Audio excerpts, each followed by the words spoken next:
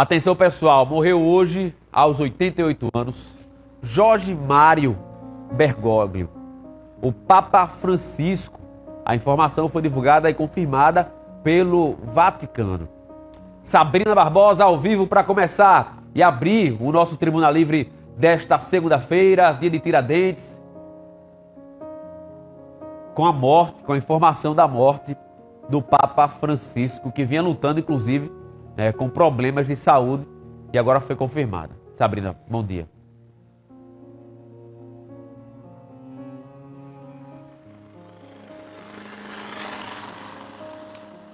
Oi, Betinho, oi, vocês aí de casa que estão acompanhando a nossa programação, exatamente como você decifrou aí. Já vinha há bastante tempo internado, mas pega de surpresa sim a morte do Papa Jorge Mário Bergoglio, o Papa Francisco, que faleceu aos 88 anos e deixou uma lacuna na Igreja Católica. Um momento de luto e de oração nesse exato momento está, de fato, sendo conduzido não só na região de Roma, mas principalmente em todo o país, na Itália, em específico também em todo o mundo, porque é a religião que maior número de pessoas e fiéis existe hoje no mundo inteiro. E o Papa Francisco morreu aos 88 anos. A informação foi confirmada no horário de Brasília, aqui no Brasil, por cerca de 2h45 da madrugada, mas com o horário local de 7h15 da manhã. A Igreja Católica perde o pontífice, que ocupou o cargo máximo por 12 anos, nascido em 17 de dezembro de 1936, em Buenos Aires, na Argentina. Francisco foi o primeiro Papa latino-americano da história.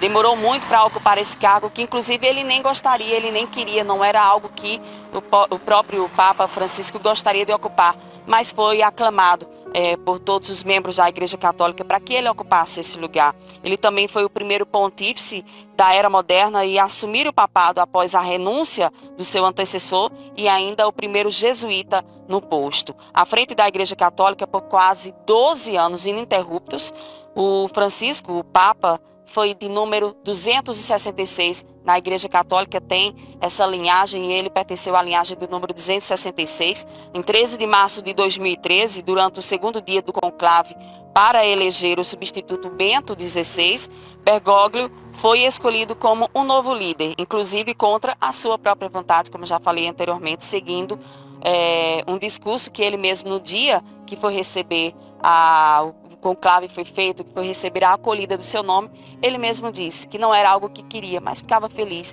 por saber que tinha uma grande maioria a favor do seu nome. A internação do Papa Francisco demorou cerca de 40 dias e a gente vinha acompanhando, a imprensa vinha acompanhando todas essas informações. Ele ficou internado ali por cerca de 40 dias com um quadro inicial de bronquite. A primeira hospitalização foi no início de fevereiro, quando de fato foi noticiado pela imprensa, né? Há quem diga que ele já tinha passado pelo hospital um pouco antes, mas resolveram pegar essa informação e não circular. Depois da confirmação de que ele estava com bronquite, estava internado, não conseguindo dar adiantamento a todos os seus compromissos da Igreja Católica, ele, de fato, a imprensa noticiou a sua internação em fevereiro com bronquite. Foi o primeiro quadro. Nos dias seguintes, o Papa começou a ter dificuldades, inclusive até para respirar, para discursar durante algumas audiências religiosas. Foi percebido que ele tinha essa dificuldade de fala. Chegou um momento, inclusive, até que o Papa pediu auxílio de outras pessoas para continuar suas leituras e até mesmo informações diante do público, como ele sempre gostava de fazer. E a dificuldade de transmitir informações, de transmitir todas as... toda a questão das não só informações, mas principalmente o legado que ele deixa com todo um semblante que a gente sabe de coisas voltadas à nossa vida, ensinamentos bíblicos. Ele estava tendo dificuldade sim de fala e por isso pediu até a alguns auxiliares na leitura do sermão.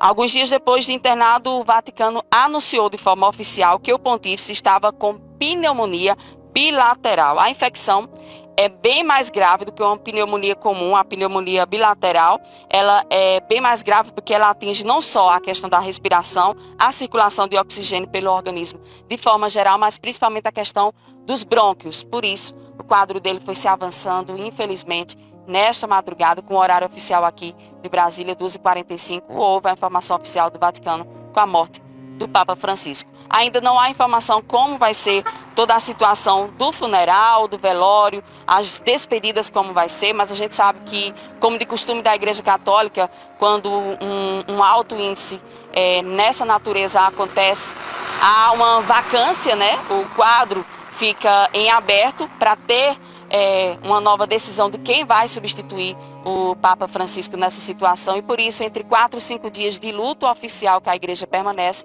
vai ter todo o funeral, as celebrações de dedicação ao corpo ao Pai Celeste. Então a gente vai estar acompanhando tudo isso, são as primeiras informações que ainda costumam chegar.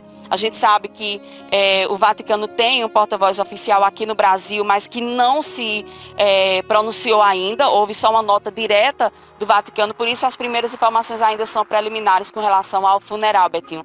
Mas a gente lamenta muito a morte do Papa Francisco, já vínhamos acompanhando a doença dele e que infelizmente agora a gente vai junto com todos os outros irmãos católicos, cristãos, fazer a entrega oficial do corpo ao Pai Celeste, como já é de costume. Eu volto com você aos estúdios. Sabrina, obrigado pelas informações, trazendo aí detalhes completos sobre tudo que já foi divulgado sobre a morte do Papa Francisco. A gente vai trazer mais informações. Hoje, nossas equipes de reportagens aqui na Paraíba estarão, inclusive, trazendo mais detalhes, conversando com o arcebispo da Paraíba e trazendo, claro, a mensagem que fica, sobretudo, para a Igreja Católica através dos líderes religiosos de nosso estado. Então, hoje ainda a gente vai trazer aqui essas falas. Eu estava vendo aqui, inclusive, pesquisando aqui agora, enquanto a Sabrina falava, que o Papa ele não presidiu ontem a missa de Páscoa, uma missa já tradicional, né, que fala sobre a ressurreição de Jesus. E ele fez uma aparição ontem ainda, estava visivelmente debilitado, mas fez uma aparição ontem na sacada e ele trouxe uma mensagem. A outra mensagem do Papa para a população, ele pediu um cessar-fogo na faixa de Gaza, e deixou um apelo por paz no mundo. E esse é o apelo de paz feito pelo Papa antes de morrer. Ele pediu paz entre os povos, o fim da violência e o socorro aos inocentes. Ontem quem presidiu a missa tradicional foi um assessor. Inclusive a mensagem do Papa foi escrita e o assessor trouxe aí para os católicos presentes e quem acompanhou por volta das transmissões, né? A frase, inclusive, é essa aqui, ó. Faça um apelo às partes em conflito. Declarem um cessar-fogo, libertem os reféns e venham ajudar um povo faminto que aspira a um futuro de paz. Esse foi o final só da mensagem que está aqui entre aspas. Que eu estou vendo aqui é no Diário de Aparecida, inclusive. Eu acabei pesquisando aqui sobre a participação do Papa nessa missa de ontem, mas de fato ele não participou. Daqui a pouquinho a gente vai trazer mais detalhes. A gente inclusive vai trazer o passo a passo, o que é que deve acontecer a partir de agora. A gente sabe que vai ter todo o procedimento de velório, de sepultamento. Inclusive, no ano passado o Papa chegou a dizer que estava tudo pronto para o sepultamento dele. Ele surpreendeu lá, inclusive, as pessoas que estavam ao redor dele e o mundo inteiro ficou assustado, né? O Papa disse, ó, tá tudo pronto para o meu sepultamento. E agora, depois de fevereiro, ele ter ficado um tempo internado. Dia 21 de abril, confirmada a morte do Papa Francisco, o primeiro Papa latino-americano, né, da Argentina. O Brasil e o mundo em luto agora, né? Daqui a pouco eu trago mais detalhes sobre a morte do Papa Francisco. Como bem Sabrina disse, querendo ou não, por conta da idade, por conta do estado de saúde que ele já vinha enfrentando, ainda pega com certeza as pessoas de surpresa. Atenção.